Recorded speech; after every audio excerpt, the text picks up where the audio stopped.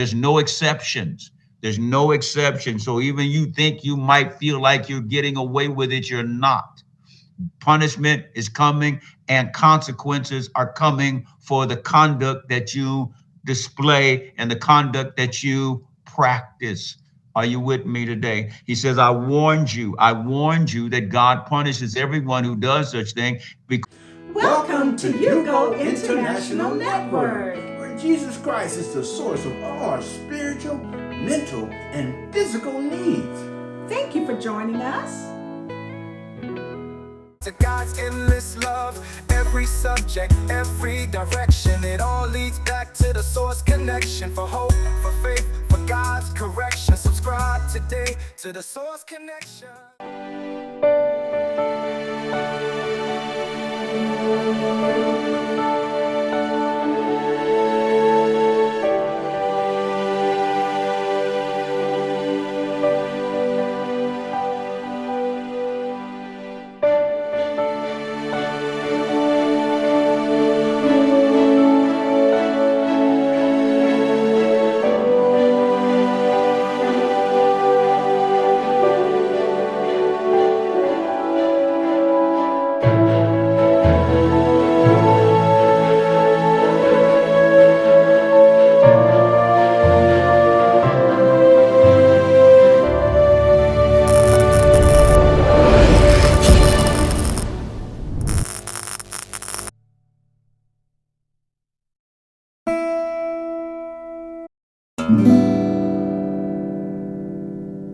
Today is chapter 4, 6, and 8. Amen. We're looking at chapter 4, verses 6 through 8. Hallelujah. Reading from the contemporary English version of the Bible. Hallelujah. Listen to what Paul says. Paul makes this powerful statement. He says, you must not cheat any one of the Lord's followers in matters of sex. Remember, we warned you that he punishes everyone who does such things. Remember, we warned you that he punishes everyone who does such things. God does not choose you to be filthy, but to be pure. Wow. So if you don't obey these rules, you are not really, listen, if you don't obey these rules, you are not really disobeying us. He says, you're not really disobeying us. Instead, you are disobeying God who gives you his Holy Spirit. So if you don't obey these rules, he says, you're not really disobeying us. You're disobeying God who gives us the Holy Spirit. Wow. You know, every time I come across a passage of scripture, especially reading it in a different translation and really makes it more clear, it oftentimes makes me stand for a moment and think, wow, you really said it that way. You really meant it that way. Listen, you must not cheat anyone of the Lord's followers in the matters of sex. Wow. Isn't that powerful? Saints of God, anytime you engage yourself in sexual activity outside of the context of a marriage relationship, literally cheating brothers and sisters in Christ from a blessing from God. You're really stealing from them the anointing that God has. Anytime you are practicing sexual immorality, as we talked about yesterday, which in the form of whatever kind of sexual activity that is outside the context of a marriage relationship is sexual immorality, including pornography and other aspects of pornography, then you are actually violating God's covenant and God's word and God's command about purity and about holiness, and that you are actually especially engaging with other brothers and sisters who call themselves believers in the body of Christ. You're cheating them. You're causing them to be discredited and discounted from the blessings of God because you're both participating in something that dishonors God and violates God's word and is disobedient to his commands. Hallelujah. He said, remember, Paul says, I warned you about this, that he punishes everyone who does such thing. He punishes everyone, not some, everyone. He punishes. Or you might seem like you're getting away with it. You might seem like because you asked God to forgive you for how it began or whatever you want to call it, You might have asked God to forgive you for the initial, but if you're still practicing it, you're still involved in it. Listen, God punishes everyone who does such things. There's no exceptions. There's no exception. So even you think you might feel like you're getting away with it, you're not. Punishment is coming and consequences are coming for the conduct that you display and the conduct that you practice. Are you with me today? He says, I warned you that God punishes everyone who does such thing, because God does not use you to be filthy.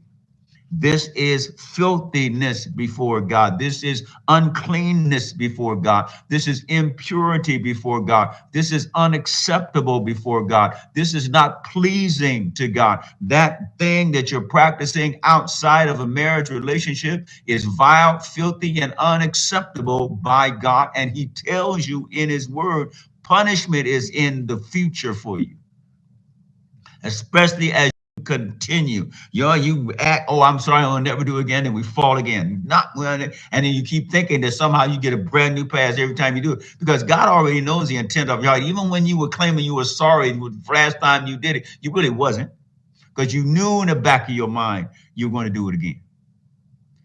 And that is perverse and practicing, and God already knows it. And the Bible tells you quite plainly and quite simply, God will punish you for it, because he called you to live in purity. So don't think that because I'm saying this or you're reading this from the text, Paul said that you are disobeying us.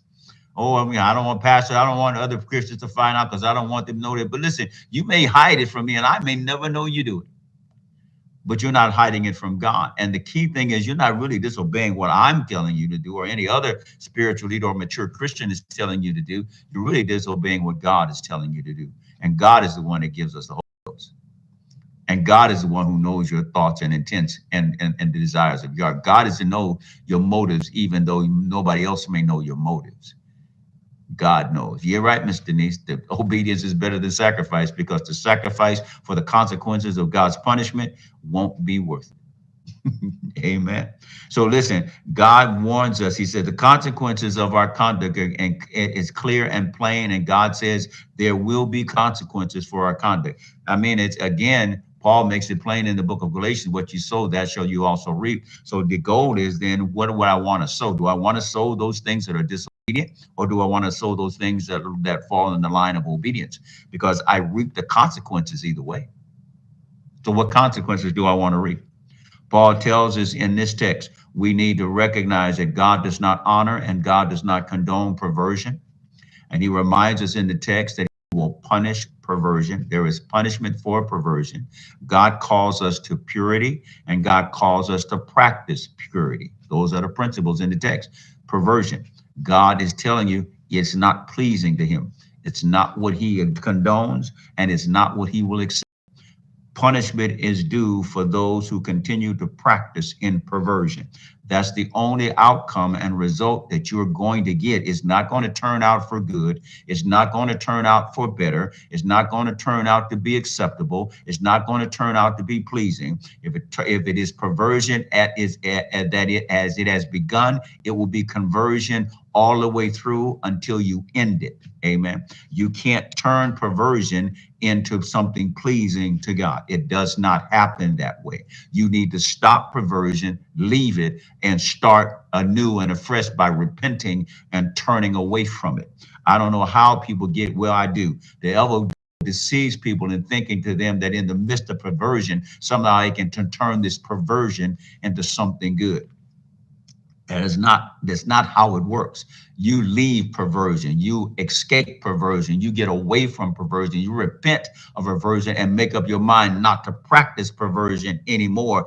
That's what causes you to turn around and God to begin to bless you. Amen. And so God says there's punishment for perversion because he's called us to purity. He's called us to live in purity, righteousness, and holiness. And that purity and righteousness and holiness comes from obedience to his word. That's the bottom line. That's how I become pure in God's house. Eyes, that's how I become holy in God's house. Eyes, that's how I become righteous in God's eyes, by obedience to God's word. God's word, and my aligning to obedience to God's word brings purity, holiness, and righteousness into my life. And then the key is not just the one time, but the commitment to practice it all the time. It is what's required, because obedience, hallelujah, to God all the time brings purity and holiness and righteousness consistently in my life. Powerful verse here in 1 Thessalonians chapter 4. I know sometimes we read through these things and don't really catch what they mean. That's why I love reading them in different translations. And Paul is simply reminding you and I today that one of the most devastating aspects of our fleshly life is the compromise and the subtle, not subtle, and oftentimes obvious temptation the devil places before us regarding sin and temptation regarding sex. Hallelujah. And the other aspect is that of lying. and oftentimes sexual immorality involves lying. Amen. And so God would want you and I to recognize his posture on this and his warnings against this, so that you and I will allow his spirit to fill us and keep us from this. Amen. Hallelujah. So you must not cheat any of the Lord's followers in matters of sex. You must not. Remember, we warned you, Paul said, that he punishes everyone who does such things. Not just some, everyone who does such things. God does not choose you to be filthy, but to be pure. If you don't obey these rules, you are not really disobeying us, Paul says. Instead, you are really disobeying God, who gives you his Holy Spirit. Let's seek to be pure and pleasing before God, as his word requires and as his power enables, as we yield ourselves to the presence, person of the Holy Spirit in our lives. We are assured if we do that, we will walk in purity, and we'll walk in pleasure, and we will walk in honor before God. Amen. Let's pray. Father, thank you. Sometimes your word is straight to the point. Sometimes it pulls the cover off of our eyes, and sometimes even raises up our coattails to remind us of what your expectations are, and to let us understand how your desire for us is that we would experience nothing less than your best.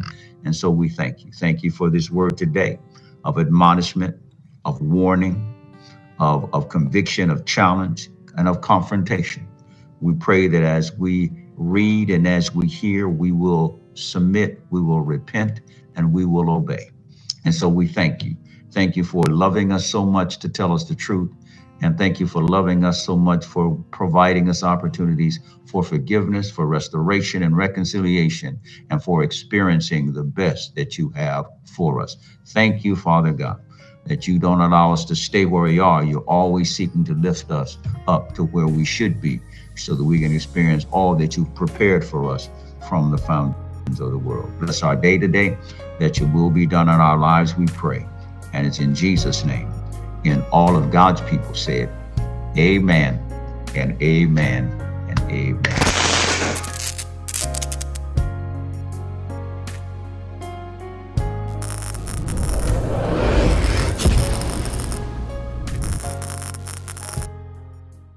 Until we meet again, Stay connected to the source.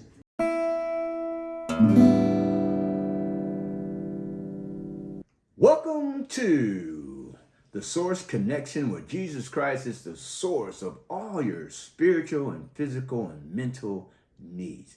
Well, today I want to present to you a book. Yes, my book. Yes, I'm an author.